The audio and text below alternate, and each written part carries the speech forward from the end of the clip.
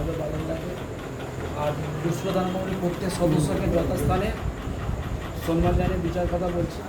আমি আগেই বলি আরেকটা কথা, 10ই এপ্রিল যে অনুষ্ঠান হয়েছিল সেই অনুষ্ঠানের দিনে আমি ছিলাম খাদ্য দপ্তরে, হিসাব করে দেখতে গেলে খাদ্য দপ্তরে ছিলাম।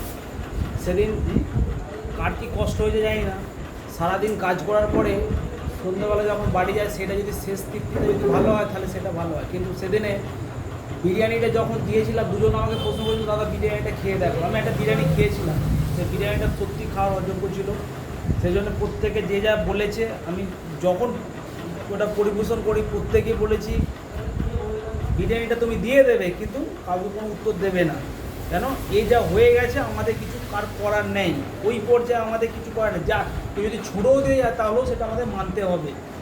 এই মতো অবস্থায় আমার জীবনে যেটা অভিজ্ঞতা হয়েছে, আমি পরবর্তী সময় আমাদের জেলা সম্মেলনে কোনো ইয়েতে বলেছি, কোনো ইয়েতে আমাদের মিটিংয়ে, যে পরবর্তী যদি কোনো দিন আমাদের জেলা কমিটি বা এর কোনো মিটিং হয়, কোনো খাদ্য বিশেষ করে খাওয়ার ডিপার্টমেন্টটা নিজেদের মধ্যে আয়ত্তে রাখতে হবে। এইটা আমার ব্যক্তিগত মত।